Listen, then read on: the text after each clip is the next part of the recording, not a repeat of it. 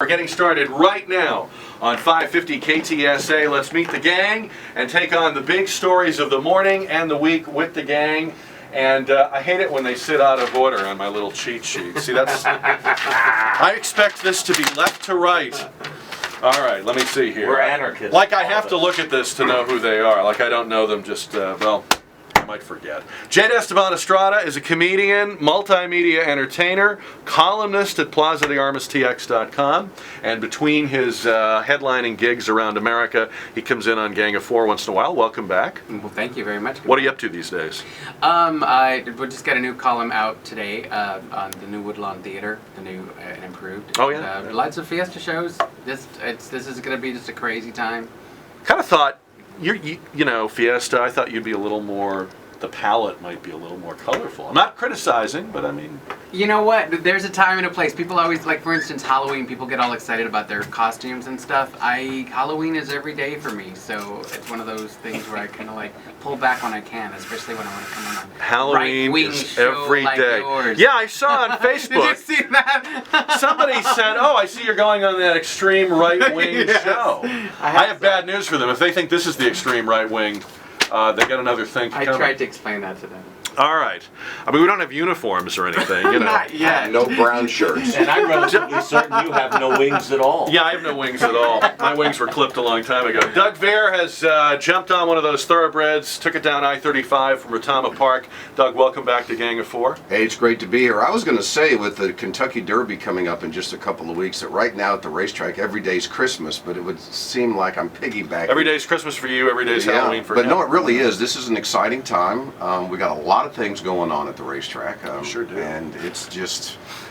For me, this is I'm like the kid that can't wait to open his presents underneath the tree, you know, and I'm trying to peek, because when the Kentucky Derby comes up and then the Preakness and the Belmont, I mean, this is the best we've got. It is. And it is so exciting, because even the average fan who really doesn't make a couple of bets every day, but maybe comes out once or twice a year, is interested in what's going on now. May Madness. It is. Coming to Thoroughbred Horse Racing. A little bit later, you're going to give us, I want a hot pick from you. Sure, later on. be Okay. glad to. All right, Doug Vair's on Gang of Four today. And Barry Davis, the man at Ken's 5 Eyewitness News. How are you, sir? Eyewitness News wants to know, I want to know. How is Barry Davis? I'm well. I thought for a while, Jack, I was banned because Taylor called me once and asked me to be on the show, and I told him I couldn't do it, and then, you know, he stopped calling me. It was just like the girl at, you know, I didn't take to prom. He wouldn't speak with me anymore. I'd rather you didn't think of Taylor then.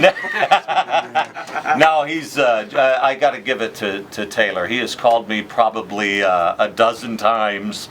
That's just in the past month to try to come on, and busy, just very busy. Hey, you're a busy guy. Not only do you have all your different assignments at Ken's 5, but you have your own business. You have a 3-year-old. I mean, we understand. We'll keep calling. Yeah. Because we like having you on. Cool. I love being here. All right, we're asking our listeners today, and the hearing is going on right now. We've been listening into parts of it in Sanford, Florida. Should George Zimmerman be out on bail? Absolutely. Why should he be denied bail? I mean, that's the question on the other side of the coin. If he were anybody else, he would be out. Be out. Be out probably As long as you make the money. Probably on a $50,000, maybe $100,000 bail, and you'd have to come up with 10%. But in fact, I would like to see just an average bail determination on the charge of second-degree manslaughter. What is the average bail? And then take a look and see how and if this judge allows it. Yeah, hasn't been decided yet. Jade, is there any argument for not giving him bail? Some people have said he might be safer where he is right now. That's an interesting point. What comes to mind right now is that, you know, going back to the OJ trial and all these things, when the media gets involved to such an extent... Easy now. I forget he's at the table. It's just, I find it such an interesting position for judges and people involved in these cases to make the decision they would normally make, and then a decision like this, for instance, that even bail is even a question at this point. What did you say, Jack? I'm sorry. Should he be out? Should he be out? Well, was there, since you were sitting there kind of quietly while Doug and Barry were talking, I was looking at the judge and was is there an argument that, hey, he should not be on bail? No. Again, if it wasn't for so much media attention, No flight risk that we know of, ties to the community, no prior convictions, people testifying on his behalf, and if you set the bail high enough, obviously he and his family and his lawyer have a great incentive to make sure he gets there for trial day. But you know, the other factor in this case is that I think we are now looking at a one of those chapters of American history where the verdict won't matter, in the sense that people have already chosen up sides on this. And so culturally, what you think happened is locked in. Well, and it's like the O.J. Simpson case. The verdict only matters if you agree with it. And the sad thing is, so many people made up their mind right off the bat because of what was put out there, and the media that presented those pictures of a sweet-looking little 14-year-old boy and George Zimmerman in a jail jumpsuit initially, and used those pictures for the first couple of days, and then the real current pictures came out of a well-dressed George Zimmerman and Trayvon Martin in his saggy pants, gangster-looking shot. I think it's despicable that it came out the way it was, and honestly, in looking at that, made me just a little bit embarrassed for one of the few times in my life that I am in the media. And doctoring the tapes. I mean, exactly. Let me just jump in here for a minute, gentlemen. We just now are learning that the bail has been set. He has been granted bail in the amount of $150,000, which, to go to your point, Doug, sounds to me like not an excessively high bail. No, he's still going to have to come up with 15,000. Right. But you know, maybe his dad, you can put your house up. There's a lot of ways to do that. A lot of ways to do that. Sure. But that's part of our judicial system. You are allowed bail. You're allowed habeas corpus. There are certain rights, other than what this current administration wants to do to us. But we have certain burden rights. is on the state to We have prove, certain right. rights, and this is one of his rights. Now, will the people who were protesting for weeks and weeks, where is the arrest? Why hasn't he been arrested? Arrest him now. Will they be satisfied that he was arrested, even though he is now getting out on bail, or was their idea that he should be arrested and held? In other words, has this process we're seeing satisfied the arrest George Zimmerman crowd, Barry? I don't think they're going to care one way or the other as long as they get a conviction. I mean, that's all they're after anyway, is a conviction. And so many of the protesters for arresting him, that's all they want to see. And initially, the lead detective on this case wanted him held, but others thought, including the prosecutor at that point, that there wasn't enough evidence. Once they looked more deeply into that case, she felt as though there was cause to have him arrested. So I'm showing a picture now on one of our monitors, if you can get a shot of this, Taylor. This is one of our in-studio monitors. This is a picture that ABC News has obtained exclusively, and they're not saying from whom, that shows just a few minutes after police arrived on the scene of the shooting, injuries to the back of what is reportedly George Zimmerman's head. It looks like 2 lacerations. Pretty bloody. They're trickling blood. One is near the crown of the head, the other one is further down on the scalp. Do those look to you, and I know none of us are experts, we're not, do those look to you like consistent with the story he's telling about Trayvon Martin had started banging my head into the sidewalk?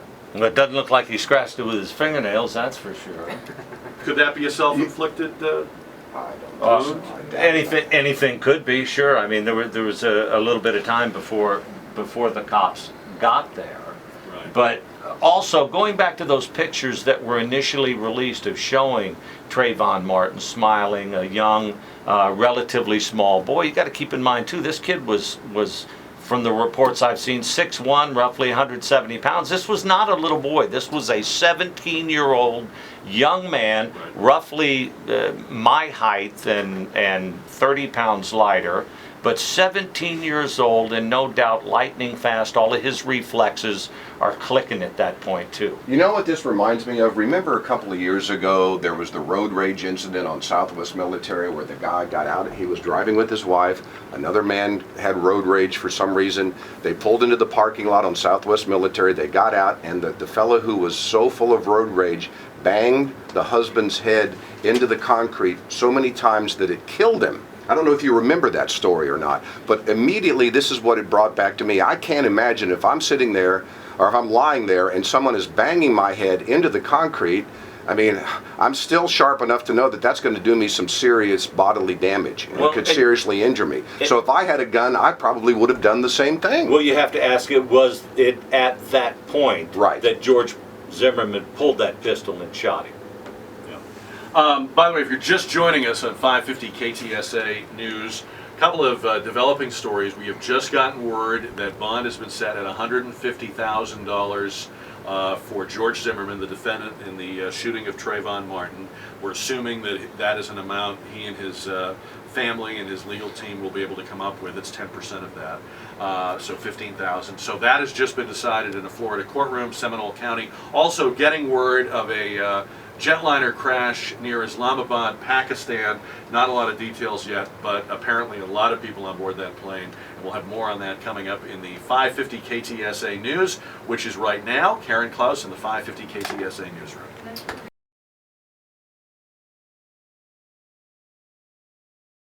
Time for the lightning round. We are really going to make these guys work now on Gang of Four. Let me reintroduce them. Barry Davis from Ken's 5. Eyewitness wants to know. Am I quick enough for the lightning round? Oh, you are. I'm rather slow. No, you are. You're. Some would even say you're fast. Doug Vair is here from Retama Park. Talk about a man who knows how to ride them fast and put them away. Hello. Whatever. I meant horses. And Jade Esteban Estrada. Where's your next gig? Where will you be next? My next gig is tomorrow at the Crazy Ape in San Antonio, Texas. It's impressive that you can remember. I can't remember where I was I have to yesterday or where I'll be visualize tomorrow. it. It's cool that you know your gigs like that. Google Calendar, sir. All right. I think we all salute this week Jamie Moyer, whether you're a baseball fan or not. Jamie Moyer this week, a pitcher for the Colorado Rockies, became the oldest man in Major League history to win a game when he pitched his team to victory over the San Diego Padres, 49 and a half Get years out. old. Really? How about that? Hey, one of my heroes is Nolan Ryan. I have a baseball signed by him, and yeah, that's amazing. Yeah, Even but he's to not, have he's that not ability. the oldest pitcher to ever pitch in a game. No, but he's the oldest one to win a game. Yes, that's true. And he only beat the other guy. Jack Quinn was just a few days younger in 1932 when he pitched the Brooklyn Dodgers to victory. Not That's that amazing. I remember 49 that. years but old. yeah, 49?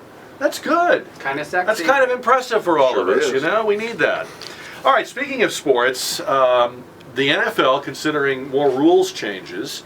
You remember they moved the kickoff Hate last that. year, and the concern is injuries. Now, John Mara, the owner of the Giants, says the owners are interested in eliminating the kickoff from NFL games. What? What? What are you just going to say? Okay, Giants, you get the ball. Start on the 20. That's it. Really? That's what it's going to happen. That It's is gonna going to be as boring Look. as watching paint dry. Look, Budget cut. this is, I hate the designated hitter rule in baseball because too. all we have in these sports, especially baseball, to compare Strategy. people is the statistics year to year to year. You can't swing a bat, don't With the play. addition of games, the designated hitter rule, steroid use, all that's gone out the window. Baseball used to be the one constant thing that you could rely on. Well, I support steroid use if they serve it to the fans as well.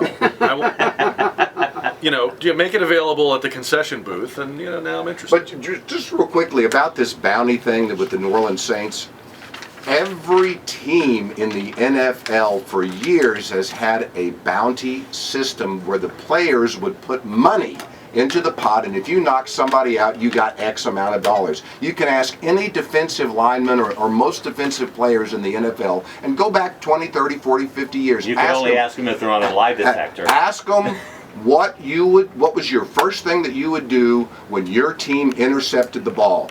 I'm looking for the quarterback.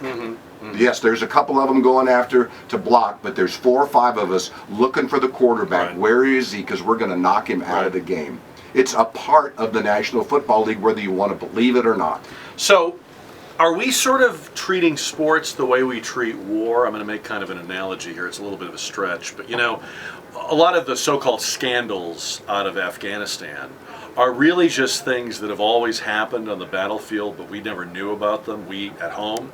And we want to win, but we want our wars to be fought antiseptically and politically correct, and so when guys blow off a little steam or whatever, it's a big scandal now, these pictures come out.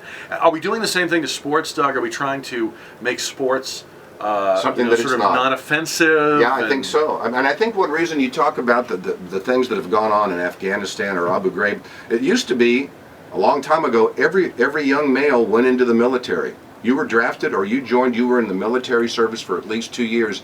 And so these things weren't as shocking to us as they are now, because most people don't go into the military. Right. So getting back to the football thing, I feel like we've gone past the tipping point. Obviously, we don't want an NFL season where all the premier quarterbacks are injured in week 6. But we now seem to be at the point where we are so interested in protecting the players from getting hurt that we're not going to even play the game anymore as we know it. I mean, the kickoff is an incredibly important, that's way more important than the DH. That's a big part of the game. I think you got to play the game the way it is, but I do agree. Some of the hits that they do put on people, I think, I don't know how you would police that effectively, but some of it is just a little too... they're obviously headhunters. Barry, you know what I mean? This hasn't changed. Oh, this no, is the it's culture of been the going on NFL forever. Has anybody ever seen the film of Chuck Bednarik taking out Frank Gifford when the Giants played the Eagles in Is the it early different 60s? though, Doug, because these guys are quarterbacks are a little bit bigger than they used to be, but these linemen are way bigger. They're like twice the size they And used can to run be. as fast as a sprinter, Right. yes. But remember when Dyron Talbert took out Roger Staubach in So what do we- the 70s, just what's crushed the him and happy knocked him medium? out for the season. What's the I remember medium? when Buck Buchanan slammed Fran Tarkington, and that's when the whole in the grass rule came into effect, because he picked him up and slammed him to the ground. Buchanan was the Jade, chief, you remember that, Tarkington Buck the Buchanan Vikings. Listen, How do you guys We were just talking remember about all that, this Jade or and I. even know what? Listen, If they would have tiny short shorts as uniforms, I would be right there with you in this conversation. here's what's going to happen. The only You need to rule watch change, soccer. the only rule change I care about is if they make the quarterback wear a dress. Now, if that's a rule change, Hey, I'm open to compromise. Our quarterbacks. What kind of weird things are you into, Doug? Doug was a sportscaster a long time ago, and so I'm always interested. Doug, I feel like quarterbacks are whining more than ever too. They're always whining for the call. Has that always been the case, or is it more the case I now? don't see no, Roethlisberger because whine much. Staubach said on many occasions they're making rules to protect us. They ought to make us wear a dress. That's what he said. And Joe Kapp, who was about 6'5" and 230 pounds, used to run over opposing people, which he couldn't do anymore. But I'm telling you, this culture of taking players out and knocking the quarterback out has been, or knocking a very important player, has been there forever. Ernie Stautner used to take tape cans, smash them, metal tape cans, put them on his forearms, and wrap tape around him, and they were like clubs. I'm writing that down. Okay. Has Facebook, new subject, is Facebook made us dumber, or is Facebook just the place where dumb people now show how dumb they are? The second What's one. Facebook? The second one. Exactly. It's a great book. I'll get one off the shelf for you. You can take it home and read it. Second one, you say? Yeah. It's just where dumb people go to show I have a us how very dumb religious they are. family, and my 5-year-old nephew and my sister were talking about how they wanted to invite me to church, and my nephew said, "Yes, Uncle Jade needs to read the Bible more," and he goes, "You know what? But it's probably not going to happen because he's too busy reading Facebook." Oh, 5-year-old little boy. got your number. I think got my number. people spend too much time on it, that's for sure. Absolutely. Guy in Kentucky named Michael Baker went with a friend to the place where they parked the police cars in Jenkins, Kentucky, siphoned gasoline out of the police car, and then they posted the video of stealing gasoline from the police car on Facebook. Guess how it ended? And what was that question? Or is it just where stupid people go? Here's your Do sign. do we need to answer? Yeah, exactly. That's Here's right. your sign. Here's your sign. No, Who's the here's comedian your that always says Facebook. that? Foxworthy. Yeah, here's your sign. All right. This week in Australia, a woman went to court and was found to be entitled to workman's compensation or work person's compensation. She was injured while having sex in her hotel room on a business trip. With a Secret Service agent? You would think.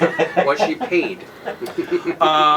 The judge ruled that her injury was an incident as part of the trip. She would not have been there. She would not have been in that hotel room. She would not have been with this guy had she not been on the business trip, and therefore it was like getting hurt on the job. I assume prostitution is legal in Australia. No, she's not a prostitute. I thought that's what you said. No. No, she was a regular person on a business trip. She says that her employer required her to travel, take this trip. She arranged to meet a male friend who lived in the town. They went to dinner and then went back to her motel room where they had sex that resulted in her injury. The male friend said that at the time they were, quote, going hard, and they bumped the wall and a light fixture fell off the wall onto her. She was injured, and now she's entitled to workman's compensation. Poor dear. What did she do? It doesn't say. Exactly? Didn't say? It doesn't We got to say. check Facebook. No. Should it Yeah, matter? really. Should it Go to her. matter? What did she do for a job? I don't know. You talk find that- about coitus interruptus. Would you need the money so badly that you'd be willing to come public with this story? Really? I mean, come on, whatever happened to being embarrassed? I don't know. Maybe she's bragging. All right. By the way, according to a new study, in the year 2050, sex robots will have taken the place of prostitution. Well, that's You know, everything else is That's automated. just Blade Runner. That's just Blade Runner Yeah. coming to reality. Pretty much everything in Blade Runner eventually comes true, doesn't it? Yes, Come to think of the it. replicants. You want to know The what's going to replicants. happen? What movie Watch is Blade that Runner. where Stallone and Sandra Bullock were in the future and they were about to have sex and they were just sitting across from each other and they had like a film or something ran. He was like, "What do you mean you don't touch each other?" She goes, "No, that's so dirty." I think that's where we're going. Just, Yeah. Everything is just Not mental. me. It's like a weed. It says by the year 20, this is a study out of New Zealand, by the year 2050, Amsterdam's red light district will all be about android prostitutes. Wow. Who are obviously free of any sexually transmitted diseases, and the government will better be able to regulate these sex robots. In other words, they'll only program what the law allows to happen, nothing more, nothing less. Isn't it legal to smoke pot over You'll have there? to put the money in ahead of time. Jack, Get all doped up, we they had won't this care. 40 years ago. It was just called a vibrator. Oh, really? Well, it seems like there'd be a Look how little far more. we've It come. seems like the sex robot would be a little more involved than that, Doug. But I mean, if you're telling us that would be enough for you, No. I'm just saying the culture's had it Fine for a with that. long time. It's just Yeah. a different application. who would have thought when we brought Doug in here an hour and a half ago, this is how he would end This the is how we show. would end the show. Jack, it's a vibrator. By the way, I sure hope that Apple makes one of these products. Absolutely. You know, it'll be called the iHo, and it will clearly be the one everybody wants to own, right? Best design, sleekest look, new version every few months. Jade's You'll have to gonna get use the that new in his iHo. routines. Enhanced visibility. All right. Jade, Esteban, Estrada, read him in the glitter political column at plaza.armastx.com, or you may just find yourself laughing uproariously at a comedy club somewhere, and there he will be. Mm-hmm. Doug Vair, be sure you go to Retama for the Kentucky Derby first Saturday in May. First Saturday in May. All right, and watch Barry Davis on Ken's 5. Eyewitness News wants to know. Please.